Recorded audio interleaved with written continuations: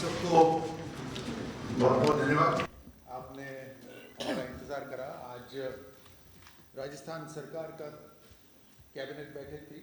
माननीय मुख्यमंत्री भजन लाल जी के नेतृत्व में राजस्थान के हित में, राजस्थान के युवाओं, महिलाओं, किसानों और हर साधारण व्यक्ति के फ़ायदा पहुंचाने के लिए कुछ बहुत महत्वपूर्ण निर्णय लिए गए हैं। राजस्थान का उज्जवल भविष्य हो, उनके रास्तों को आज अप्रूव करा गया है। एक योजनाबद्ध तरीके से राजस्थान को विकसित राजस्थान बनाने के लिए 2047 तक का विजन डॉक्यूमेंट आज अप्रूव हुआ है।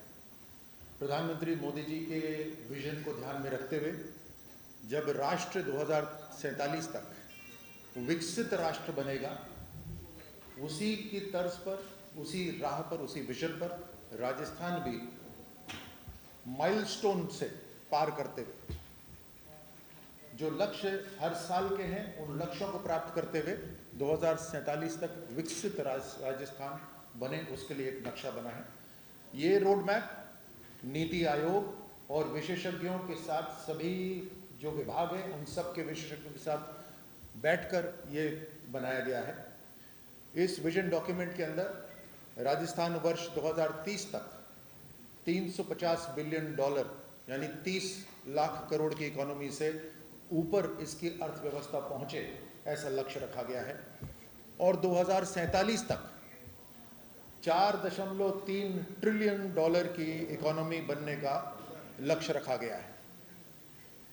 इस विजन डॉक्यूमेंट के अनुरूप 13 सेक्टर जैसे टूरिज्म हुआ, हॉस्पिटैलिटी हुआ, इंडस्ट्री हुआ, एग्रीकल्चर हुआ, एजुकेशन हुआ, स्किल, ये ऐसे 13 सेक्टर और 45 डिपार्टमेंट्स के इनपुट इसके अंदर लिए गए हैं और उन सब के अंदर इसमें काम होगा। इस डेवलपमेंट का रोड मैप बिल्कुल स्पष्ट है। हर गांव के अंदर शिक्षा, रोजगार और स्वरोजगार के अवसर, हर युवा को ये अवसर मिलेंगे और राष्ट्रीय लेवल पर राजस्थान की पहचान और बढ़े। अंतर्राष्ट्रीय लेवल पर राजस्थान के जो प्रोडक्ट्स हैं वो पहुंचे, इसका निर्णय लिया गया है। दूसरा बड़ा निर्णय है रिन्यूएबल एनर्जी के अंदर 10 प्रस्तावों का अनुमोदन करा गया है। तकरीबन 1280 हेक्टेयर भूमि में 2500 मेगावाट अक्षय ऊर्जा का उत्पादन हो, ये निर्णय लिया गया है। राजस्थान का रेगिस्तान और जो अनउपजाऊ जो ज़मीन है उसके ऊपर सोलर और विंड के प्रोजेक्ट लगेंगे। हर पेड़ जो कटेगा उसके बदले 5 पेड़ लगाए जाएंगे और जहाँ जहाँ ये सोलर प्रोजेक्ट्स आएंगे वहाँ के विद्यालय, वहाँ के गांव के अंदर, पानी के अंदर CSR को इस्तेमाल करा जाएगा।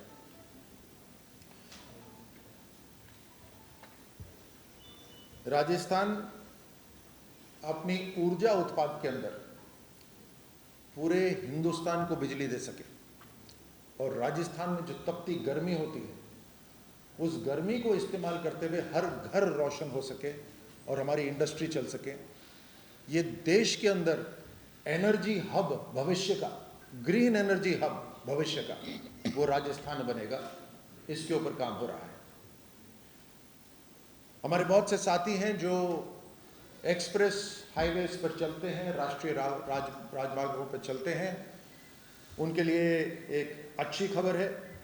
इस कैबिनेट बैठक के अंदर माननीय मुख्यमंत्री भजन लाल जी ने निर्णय लिया है कि कम टोल, तेज रफ्तार और उससे राजस्थान को 100% फायदा, ऐसा निर्णय वहाँ पे लिया गया है। राजस्थान कैबिनेट ने एक्सप्रेस टोल रूल 2015 को अमेंड करा है और अब जनता के लिए टोल चार्जेस कम होंगे, उससे डायरेक्ट सेविंग होगी। एक्सप्रेस हाईवे के प्रोजेक्ट तेज रफ्तार से लगेंगे, जिससे सड़कों का निर्माण भी बहुत तेजी से होगा। ये प्रधानमंत्री मोदी जी का जो वर्ल्ड क्लास इंफ्रास्ट्रक्चर है उसको ध्यान में रखते हुए और आत्मनिर्भर भारत का एक हिस्सा बने, ये निर्णय लिया गया है। जयपुर के अंदर एक वर्ल्ड क्लास कन्वेंशन सेंटर बनेगा। ये नए राजस्थान की तस्वीर है जो पूरे भारत को ही नहीं बल्कि दुनिया देखेगी। न केवल टूरिज्म के लिए बल्कि बड़ी बड़ी मीटिंग्स के लिए यहाँ पर दुनिया भर के लोग आए, ऐसा राजस्थान हमें बनाना है। जयपुर के टोंक रोड पर तकरीबन 3,500 करोड़ की लागत से एक मेगा प्रोजेक्ट को आज माननीय मुख्यमंत्री जी ने अप्रूवल दिया है। 7,000 सीट का ये स्टेट ऑफ द आर्ट, बिल्कुल इंटरनेशनल स्टैंडर्ड का कन्वेंशन सेंटर बनेगा। यहाँ पे 2 होटल होंगे, एक 5 सितारा, एक 4 स्टार। आईटी की टावर्स होंगी, रेजिडेंशियल कॉम्प्लेक्सेस होंगे और इस प्रोजेक्ट को वही कंपनी बनाएगी जिसने दिल्ली का मंडपम बनाया है, जो बिल्कुल इंटरनेशनल स्टैंडर्ड का है। 36 महीने के अंदर ये काम कंप्लीट होगा। हमारी सरकार ने माननीय मुख्यमंत्री जी के नेतृत्व में जो कहा वैसा करा। हमने मात्र 1.5 साल के अंदर उद्योग के अंदर, टूरिज्म के अंदर, सर्विस सेक्टर के अंदर, एम्प्लॉयमेंट जनरेशन के अंदर बहुत तेजी से बढ़ोतरी करी है। इस कन्वेंशन सेंटर से नए रोजगार उत्पन्न होंगे, कंस्ट्रक्शन के अंदर होंगे, सप्लाई चेन्स के अंदर होंगे, हॉस्पिटैलिटी टूरिज्म के अंदर होंगे, आईटी सेक्टर के अंदर होंगे। जहाँ है राजस्थानी जो हैदराबाद में, बेंगलोर में काम करते हैं उनको यहाँ काम करने का अवसर मिलेगा। जो लोकल व्यापारी हैं उनको मजबूती मिलेगी और स्टेट का जो रेवेन्यू है वो स्टेट का रेवेन्यू बढ़ेगा। और जैसे मैं पहले कह रहा था कि जयपुर को एक अंतर्राष्ट्रीय पहचान मिलेगी और मजबूती से हमारे युवाओं को आगे बढ़ने का अवसर मिले, इसके लिए भजनलाल जी, राजस्थान के मुख्यमंत्री जी ने आत्मनिर्भर युवा योजना के लिए एक विश्वकर्मा, माफ कीजिए, आत्मनिर्भर भारत की दिशा में हम सब बढ़ें, उसके लिए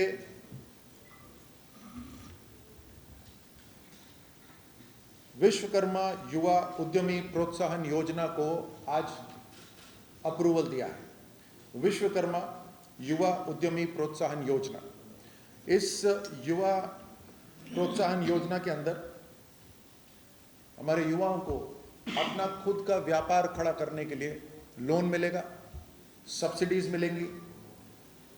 जो हमारे पारंपरिक जो उद्योग हैं उनको बढ़ावा मिलेगा। हमारे जो व्यवसायी हैं, जो ट्रेडिंग में काम करते हैं, जो स्टार्टअप शुरू करना चाहते हैं, उनको बढ़ोतरी मिलेगी और इससे लोकल जॉब क्रिएट होंगी, हमारी इकोनॉमी को एक बूस्ट मिलेगा।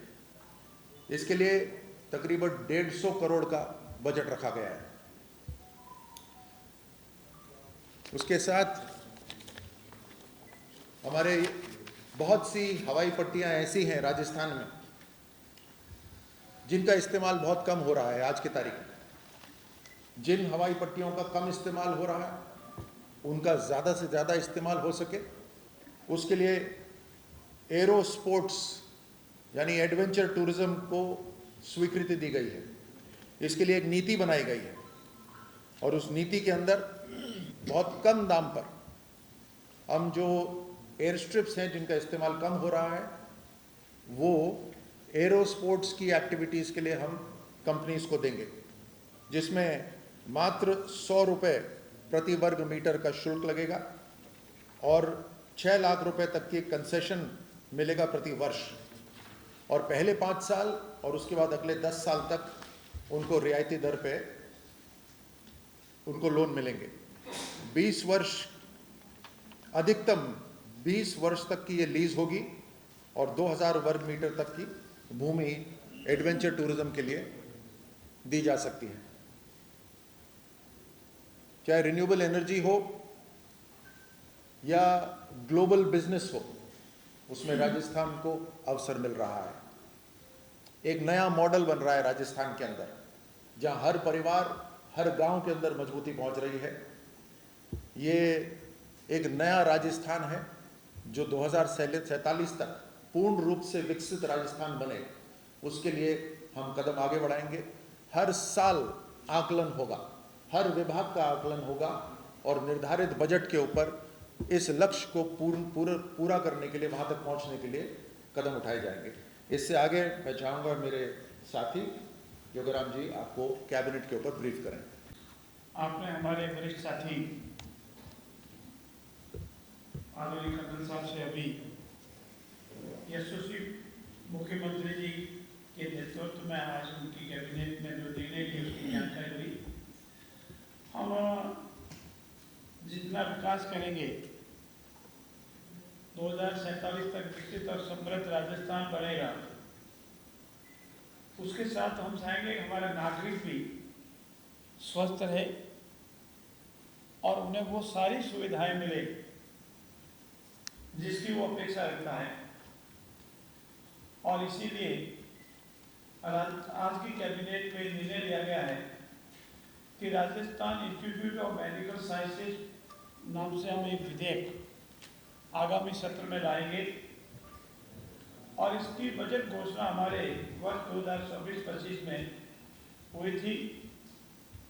चिकित्सा शिक्षा और स्वास्थ्य सेवाओं को और कैसे सुदृढ़ और बेहतर किया जाए, आम आदमी तक की पहुंच तक किया जाए, इसके लिए हमारे यशस्वी मुख्यमंत्री बहुत ही चिंतित हैं और उन्होंने Rajasthan institute of health sciences जो हमारा RUSS है का विस्तार करते हुए Rajasthan institute of medical sciences RIMS नई दिल्ली की तर्ज पर जयपुर में ऐसा ही इंस्टीट्यूट विकसित करेंगे जो एम्स की तर्ज पर होगा। एक तरह से एम्स की सारी सुविधाएं होगी और इसमें PG स्तर का एकमात्र हमारा ये इंस्टीट्यूट होगा। साथ ही साथ सवाई मानसिक चिकित्सालय में जो कैंसर संस्थान चल रहा है वो भी इसके अंदर में आएगा। इतना ही नहीं, इस इंस्टीट्यूट में सुपर स्पेशलिटी की स्वास्थ्य सेवाएं आम नागरिक को मिलेगी और हमारा शासन का प्रमुख मुख्य सचिव जो है वो इस RIMS के अध्यक्ष होंगे और इसी की तर्ज पर एक खोज समिति बनेगी जो फैकल्टी का आने का नियुक्ति करेगी। बेस्ट से बेस्ट फैकल्टी हो, स्टाफ हो। राजस्थान स्वास्थ्य विज्ञान विश्वविद्यालय कर्मचारी के रूप में इसका संचालन होगा। इस संस्थान की स्थापना से राजस्थान में मेडिकल साइंसेज में क्रांति आएगी। एम्स हमारा जोधपुर में है और राजस्थान में कहीं नहीं है और दूसरा एम्स की तर्ज पर ही जयपुर में ये विकसित होगा। इसके साथ ही साथ आज कैबिनेट में एक सबसे और महत्वपूर्ण निर्णय लिया गया है। हमारे जो नगरीय क्षेत्र हैं, नगरीय क्षेत्रों में विभिन्न उद्देश्यों के लिए भूमि आवंटन की जाती है। भूमि आवंटन की एक स्पष्ट नीति को लेकर के आज हम कैबिनेट में निर्णय लिया है। सार्वजनिक उद्देश्यों के लिए हो, सामाजिक उद्देश्यों के लिए हो, धार्मिक उद्देश्यों चैरिटेबल ट्रस्टों के लिए हो, निजी निवेशकों के लिए हो, कंपनियों के लिए हो, विभिन्न प्रकार के शैक्षणिक चिकित्सा संस्थान के लिए हो, उद्योगों के लिए हो, व्यापारियों के लिए हो, पर्यटक इकाइयों के लिए हो, इन सब के लिए भूमि आवंटन की आवश्यकता रहती है। भूमि आवंटन में पारदर्शिता हो, निष्पक्षता हो, एक स्थान पर काम हो जाए, इसीलिए ये नगरीय क्षेत्रों में भूमि आवंटन की नीति 2025 आज हमने लाई है और इसमें निवेश करने वाले को अनावश्यक विलंब और खर्चा नहीं लगे और प्रक्रिया हो, सरलता हो, पारदर्शी हो, एक रूप हो और अथॉरिटी किसी भी रूप में दुरुपयोग नहीं करे, इसी का मुख्य उद्देश्य है। इस नीति के तहत विशेष रूप से सामाजिक, सार्वजनिक, धार्मिक, चैरिटेबल संस्थाओं के साथ साथ निजी निवेशकों, कंपनियों, ट्रस्टों, समाचार पत्रों आपके लिए भी। मान्यता प्राप्त राजनीतिक दलों तथा सरकारी विभागों को भूमि आवंटन के प्रावधान किए गए, पहले की नीतियों में नहीं थे। विभिन्न सामाजिक उपयोगी भूमि आवंटन आरक्षित दर की एलडीसी जिसको बोलते हैं, डीएलसी रेट से 40% दर पर किया जाएगा। रिको एंड आवासन मंडल भी इस आवंटन भूमि के संबंध में अपने निर्देश जारी करेंगे। राजकीय विभागों भी निःशुल्क भूमि मिलेगी। जैसा अभी हमारे वरिष्ठ साथी ने बताया, पर्यटक राजस्थान के लिए सभी उपयोगी है और उसको भी बढ़ावा देने के लिए इस नीति में प्रावधान किए गए हैं। साथ ही साथ हमारी जो पूर्व की 2015 की नीति थी उसमें हित आयोग की संशोधन करके इस नीति को प्रभावी बनाया जाएगा। मित्रों, राजस्थान सर्वांगीण रूप से विकास करे, राजस्थान विकसित और समृद्ध बने, इस सब के लिए हम प्रयत्नशील हैं। परंतु उसके लिए जरूरी है कि राजस्थान का जो हमारा जीडीपी बढ़े, हमारा कर्मचारी भी साथ ही साथ खुश हो, सहयोग करे और हम लोग अगर काम करेंगे तो प्रकृति भी साथ देती है। और राजस्थान इस लिहाज से इस वर्ष और पूर्व वर्ष की गत वर्ष की बात बेनिफिटेड है, बरसात हुई है। राजस्थान विधानसभा में सुरक्षा सवर जो हमारे सुरक्षा में जो कर्मचारी अधिकारी लगते हैं उनके पदोन्नति से संबंधित कुछ विसंगति थी, इसको ठीक किया गया है। मार्शल के पद पर जो आप कभी देखते हैं मार्शल महोदय, उनको 5 वर्ष सेवा पूर्ण किए जाने के उपरांत को मार्शल का पदोन्नति मिलती थी। अब 5 वर्ष की सेवा पूर्ण करने के लिए द्वितीय पदोन्नति अतिरिक्त मार्शल का पदोन्नति मिल पाएगी। ये एक संशोधन किया गया है। हमारे राजस्थान विश्वविद्यालय के सेक्रेटरीट में सुरक्षा सवर्ग में अतिरिक्त मार्शल के पद के साथ ही साथ 2 वर्ष का अनुभव या 10 वर्ष तक कुल सर्विस को आधार पर भी राजस्थान विधानसभा सेवा भर्ती में मंजूरी दी गई है ताकि उनको प्रमोशन मिल जाए। और साथ ही साथ इस गत वित्तीय वर्ष में 2 वर्ष का अनुभव जिन्हों दी गई है, पहले नियम नहीं था, उसमें शिथिलता प्रदान की गई है ताकि हमारे विधानसभा का जो सेक्रेटरीट है वो भी इसी अनुरूप चल सके।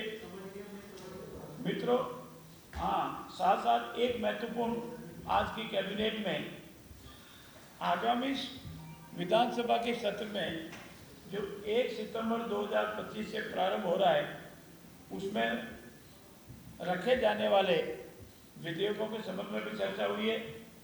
3 विधेयक जो हमारे फॉरवर्ड समिति के सामने विचाराधीन वो तीनों आएंगे, दूसरे विधेयक और भी आएंगे। साथ ही साथ आज में ये भी निर्णय हुआ है हमारे कि आगामी 25 और 26 अगस्त को हमारे जितने भी सांसद है, सांसद प्रत्याशी है, हमारे विधायक है, विधायक प्रत्याशी है और हमारे जिला अध्यक्ष है, उनके साथ समन्वय बैठक चलेगी। 3 दिन 2 दिन चलेगी, एक दिन 3 संवाद और एक दिन 4 संवाद, और इस तरह 7 संवादों की बैठक होगी।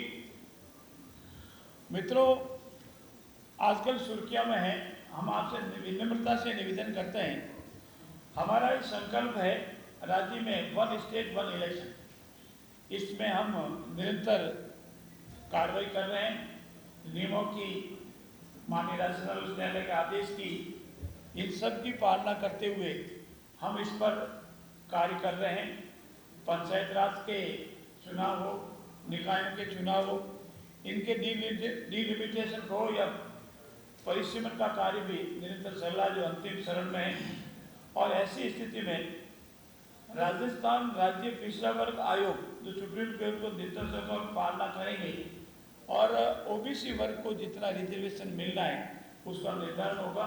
उसके उपरांत नियमानुसार यथा समय पूर्ण रूप से पारदर्शिता और नियमानुसार नगर निकाय का, नगर पालिकाओं का, पंचायत राज के सभी तीनों स्तर का चुनाव होंगे। ये मुख्य थे। साथ ही साथ राजस्थान में एक मत्स्य अधिनियम 1953 का बना हुआ था, उसमें कुछ संशोधन किए गए हैं। मछली को अनावश्यक रूप से मारना अपराध की श्रेणी में लाया गया है और इसमें संशोधन करके जो परमिशन से या उत्पादन के रूप में कॉमर्शियल यूज में करते हैं। उसके अलावा कोई मारता है, कोई जहर देता है, उसको अपराध की शैली में लाएं। ये मोटे मोटे निर्णय आज की कैबिनेट में हुए।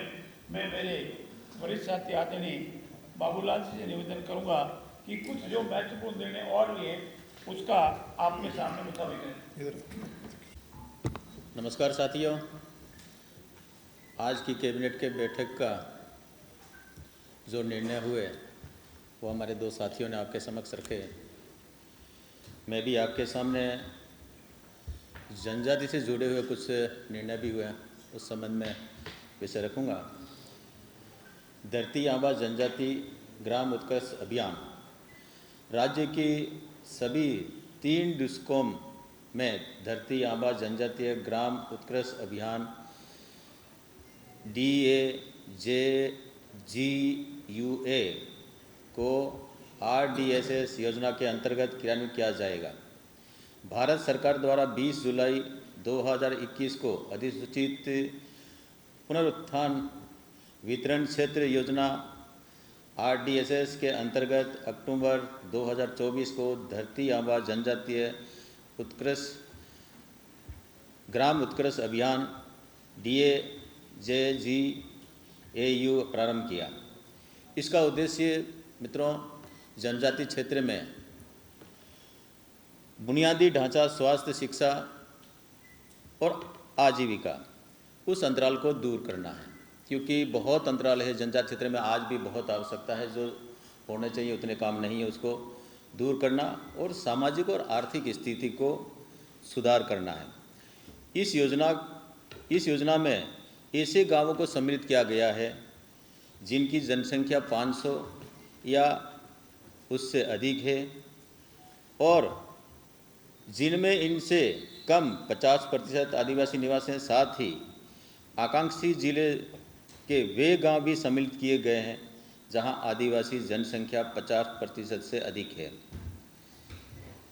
यहाँ पर आज भी बिजली से लोग वंचित हैं और इस योजना का मकसद ये है कि उन गांवों को वहाँ तक बिजली पहुँचा करके उन गांवों में उजाला पहुँचाया जाए। ऐसे माननीय मुख्यमंत्री ने सहानुभूतिपूर्वक विचार करके ऐसा आज का निर्णय लिया है। ऐसे कुछ परिवार हैं 24,308 और आदिवासी परिवार एवं सार्वजनिक संस्थान 84, वो लाभान्वित होंगे। इसी प्रकार आपने और हमने सबने देखा है कि कुछ परियोजनाएं बनती हैं, पेयजल परियोजना बनती है, सिंचाई परियोजना बनती है और बनती है तो वहाँ विस्थापन होने वाले व्यक्ति को पुनर्वास के लिए जो लाभ मिलना चाहिए वो मिलता तो है, लेकिन वो लोग वंचित रह जाते हैं जो बीलाना में ज़मीन पे बसे हुए हैं, चरागाह में बसे हुए हैं या वन भूमि में हैं। वो रिकॉर्ड में नहीं है तो उनको लाभ नहीं मिलता था। आज माननीय मुख्यमंत्री जी ने 2 योजना जैसे हथियादे एवं करवरी खुर्द 323 मकानों के पुनर्वास हेतु 6.89 करोड़ की विशेष अनुग्रहण राशि मंजूर की है, मंत्रिमंडल ने स्वीकृत की है। लंबे समय से चरागाह, ये मैंने आपको बता ही दिया। इसी प्रकार वृहद परियोजना दाई मुख्य नहर RD 3200 और 89.40 किलोमीटर हेतु भूमि आपत्ति हेतु अटरू तहसील में, यहाँ पर भी ये स्थिति थी। यहाँ पर भी माननीय मुख्यमंत्री जी ने सहानुभूतिपूर्वक विचार करके उन लोगों को भी लाभ देने का काम किया। इससे एक ये होगा कि अब जितनी भी योजना बनेगी उन योजना में जो ये वंचित रह रहे थे उन लोगों को भी लाभ मिलेगा, ताकि कम से कम वो लोग बेघर होते हैं, उनको लाभ नहीं मिलने के बाद वो एक तरह से उजड़ से जाते हैं। तो ये माननीय मुख्यमंत्री जी ने इसकी सहमति दी और मंत्रिमंडल ने इसकी सहमति देने के बाद में आज उनको लाभ मिलेगा, तो ये उन लोगों के लिए एक वरदान साबित होगा। आज के इस अवसर पर इतना ही, धन्यवाद। हाईवे एक्सप्रेसवेज हैं और स्टेट आगे जो एक्सप्रेसवेज बनाएंगे।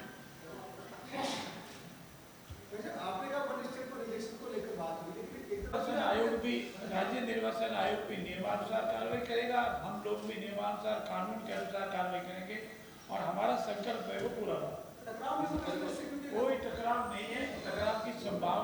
तलाशना भी गलत है। चुनाव की संभावनाएं ढूंढना बंद करें मित्रों, न टकराव था, न है, न रहेगा। सभी काम पारदर्शिता नियमानुसार समय के अनुसार होगा। देखिए, ओबीसी कमीशन अपने आप इंडिपेंडेंटली काम करता है। हमारा जो इलेक्शन का जो विभाग है वो इंडिपेंडेंटली काम करता है। तो इलेक्शन विभाग की अगर कोई सोच है और ओबीसी अगर अपनी सोच रखता है तो वो अपने आप तय करेंगे कि तिथि क्या होगी। इसको टकराव नहीं समझिए, इसी को लोकतंत्र कहते हैं। लेकिन सर वार्ड परिक्षेपण का काम अब शुरू होगा। पंचायत का पुनर्गठन, पंचायत समिति का पुनर्गठन, जिला परिषद का पुनर्गठन, उसके बाद इसके इंटरनल पार्ट शुरू होता है। ग्राम पंचायत के वार्ड का पुनर्गठन, पंचायत समिति के वार्ड का पुनर्गठन और जिला परिषद का पुनर्गठन। इसमें ज़्यादा समय नहीं लगता है, ये कम समय लगता है और निर्धारित समय के अनुसार ले जाएगा।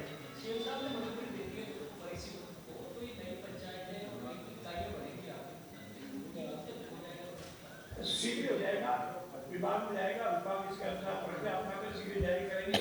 माननीय मुख्यमंत्री सब कमेटी की जो रिपोर्ट थी माननीय मुख्यमंत्री उसको स्वीकृति देती है और विभाग प्रक्रिया के अनुसार जारी करेगा। उच्च न्यायालय में जो अनेक रीति याचिकाएं विचाराधीन है उन पर बहस हो चुकी है, मामला रिजर्व है और जो भी निर्णय आएंगे उसकी पालना की जाएगी। हाँ, एक मिनट इधर वो का अनुमोदन होगा। होता तो हम आपके सामने रखते हैं, होता तो हम समस्या आपसे रखते हैं। शशि मोहन जी, बस थैंक यू। Thank you. खिलाड़ी जी से मेरा सवाल है, वहाँ इतना नीचे है तो ये कैसे दोहरी चाल कैसे सत्ता पार की जाए? अरुण जी आप सबसे सीनियर हैं, ये समस्या एक दिन की है क्या? आप लोग परिपक्व हैं। ये समस्या तो लंबे समय से है, सबको विचार करना चाहिए। ये तो देश के प्रधानमंत्री जी मोदी जी नहीं बनते तो आज भी आदिवासी बिजली से वंचित होता। उन्होंने योजना बनाई, इसके कारण से बिजली पहुंच रही है और पहुंचा दी। और जो बसे गांव हैं वो धरती आबा में कवर करके तो सारों को जोड़ेंगे। जितनी भी मूलभूत सुविधा है धरती आबा में, सारी सुविधा मैंने बताया ना, उनकी मूलभूत सुविधा सारी, शिक्षा, स्वास्थ्य और उसको ऊपर उठाने की सारी चीज़ आगे तो सारी कवर होती है, उसमें सारा कवर हो पाती है। आपको लगेगा अभी चलने दो उनको। बारिश को लेकर भी बात राजस्थान के 3 जिलों में थोड़ी अधिक बारिश हुई है। बूंदी के आसपास हमारे 3 मंत्री आदरणीय किरोड़ लाल जी और 2 मंत्री उधर बराबर वही है, निगरानी रख रहे हैं। जिला प्रशासन को भी माननीय मुख्यमंत्री से को कहा है, सारी व्यवस्थाएं अलर्ट है। अभी ऐसा कोई खतरा जैसी स्थिति नहीं है, फिर भी जो भी संभावना होगी उसके लिए जिला प्रशासन और सरकार पूर्ण रूप से सजग और तैयार है। और वैसे भी प्राकृतिक आपदा के लिए कोई कैबिनेट मीटिंग का इंतजार नहीं होता, सरकार लगातार 24 घंटे उस पर काम करती है। वही है जो रीको का इंडस्ट्रियल आईटी पार्क। आप सभी का धन्यवाद।